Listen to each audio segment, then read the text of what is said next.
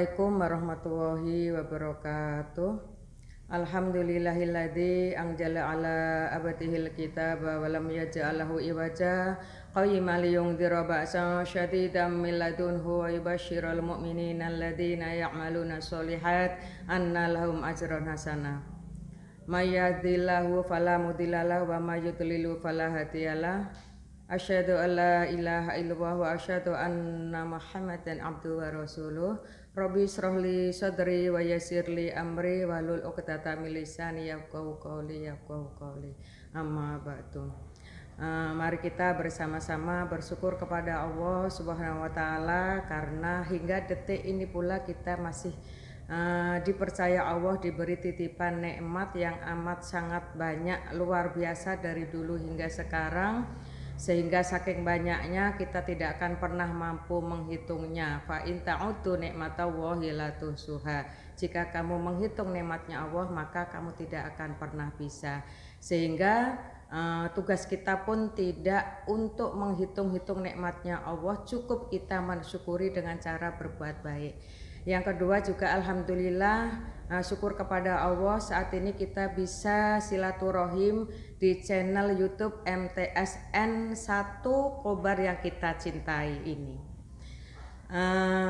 Yang kedua kalinya sholawat serta salam kita haturkan kepada junjungan Nabi besar Muhammad SAW yang selalu kita nanti-nantikan syafaatnya besok di hari kiamat, dan yang menjadi uswah hasanah bagi kita sehingga kita bisa merealisasikan dalam kehidupan kita sehari-hari. Dan juga kita sama-sama ingatkan apapun yang kita laksanakan harus benar-benar kita tujuannya adalah yarjuna rahmatahu wa yakhafuna adzabah, mengharap rahmatnya Allah ya, karena segala sesuatu itu tergantung pada niatnya. Innamal a'malu binniyat wa likulli imri'in ma nawa, segala sesuatu tergantung daripada niat kita. Para pemirsa dimanapun berada dan yang dirahmati Allah Subhanahu wa taala, qala wa ta'ala fil Qur'anil Karim, Allah berfirman tepatnya di juz 30 yaitu surat Al-Asr. Insyaallah surat ini sangat amat familiar karena sangat pendek ya, yaitu surat Al-Asr. A'udzubillahi minasyaitonirrajim. Bismillahirrahmanirrahim. Wal 'asr innal insana lafi khusr illal ladzina amanu wa 'amilus sholihat wa tawashaw bil haqq wa tawashaw bis sabr. Shadaqallahul adzim. Awal asr yaitu demi waktu, demi masa. Kenapa Allah berfirman di sini adalah tentang waktu atau masa? Karena kalau kita berbicara tentang waktu, ini adalah sesuatu yang sangat penting di dalam kehidupan kita. Hidup ini mau sukses, gagal, maju, mundur, surga, neraka, bahagia, sengsara, tergantung bagaimana kita menggunakan waktu. Ataukah waktu kita mulai dari kecil, remaja, dewasa, tua kita berlalu begitu saja, atau kita bisa menggunakan waktu ini dengan sebaik-baiknya, ya kan? Al waktu kaswaif, waktu ini diumpamakan bagaikan pedang. Kalau kita tidak bisa menggunakan waktu dengan sebaik-baiknya, maka kita akan dicincang-cincang oleh waktu karena waktu terus berjalan. Man arafa bu'da safarin ista'adda, barang siapa mengetahui jauhnya perjalanan maka bersiap-siaplah ia. Pepatah bahasa Arab mengatakan sedemikian. Sehingga kita mesti bijak menggunakan waktu agar waktu ini benar-benar kita pergunakan sebaik mungkin. Ayat yang kedua, innal insana lafi khusr, sesungguhnya manusia itu niscaya berada di dalam kerugian. Di situ ada inna, di atas huruf nun ada harfu siddah. Di dalam ilmu nahwu shorof itu adalah fungsinya harfu siddah itu untuk mentakkidkan amat sangat, sesungguhnya manusia itu sungguh-sungguh di dalam lafi khusr, sungguh-sungguh di dalam kerugian. Adalah lafu ta'lil, di situ juga menunjukkan niscaya akan berada di dalam kerugian.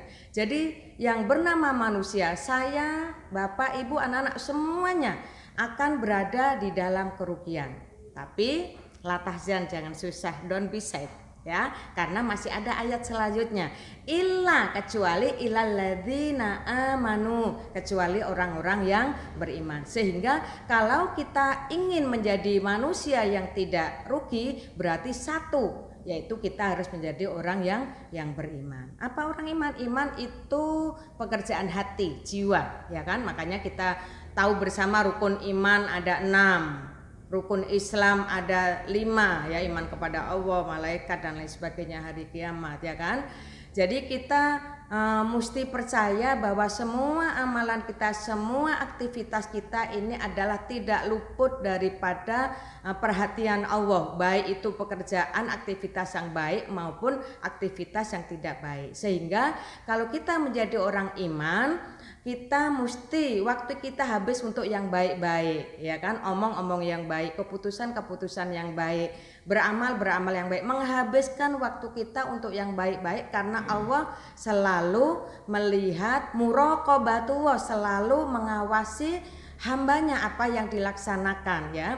Jadi kalau kita betul-betul menjadi orang yang iman, insya Allah kita akan menjadi orang yang bahagia dunia dan akhirat. Ayat selanjutnya, innal insana lafi sur illalladzina amanu, yang kedua yaitu wa amilus sholihat, orang yang beramal soleh, yang selalu berbuat baik.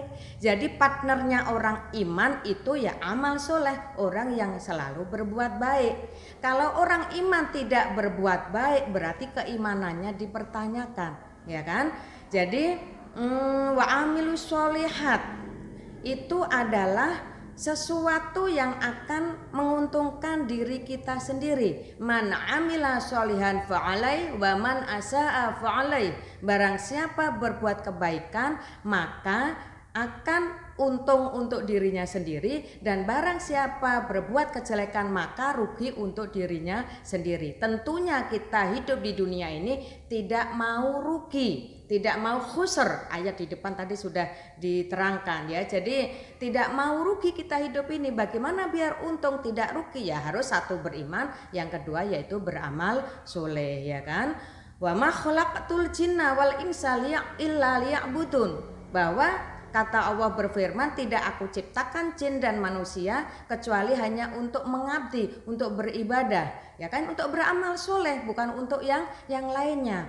Ya, sesuatu yang ada pada diri kita, status, jabatan, apapun itu jadikan sarana, alat kita untuk mengabdi kepada Allah. Yang ketiga yaitu watawasau bil haqq, yaitu orang yang selalu menasihati tentang kebaikan, ya. Kalau kita selalu menasihati kebaikan, maka itu pun kategori amilus sholihat, ya kan. Yang selanjutnya yaitu watawasau bisob, saling menasihati tentang kesabaran. Hidup ini tidak akan bisa berjalan dengan baik kalau kita tidak sabar mentaati perintah Allah, sabar kita menjauhi larangan-larangan Allah, kita sabar mendapat ujian dan cobaan, ya kan. Jadi taat kepada Allah itu juga mesti sabar, ya. Contohnya mungkin kita sedang tidur nyenyak lelap, ada adzan subuh berkumandang, ya kita harus benar-benar bangun, kita ke kamar mandi, kemudian kita wudhu, kita sholat, ya mesti sabar. Belum waktunya duhur, mungkin mau saya rapel soalnya saya mau pergi, tidak bisa, ada aturannya sendiri-sendiri, ya. Kita mesti sabar, ada cobaan, ada ujian, ya, semuanya mesti kita sabar. Jadi kalau kita sabar, insya Allah kita akan bahagia dunia dan akhirat, ya. Mungkin demikian yang bisa saya sampaikan, semoga ada manfaat dan barokahnya buat kita bersama. Dan jangan lupa subscribe, jangan lupa tekan tombol subscribe dan like. Semoga dan manfaat dan faedahnya serta barokahnya buat kita bersama. Akhiru qauli hada, assalamualaikum warahmatullahi wabarakatuh.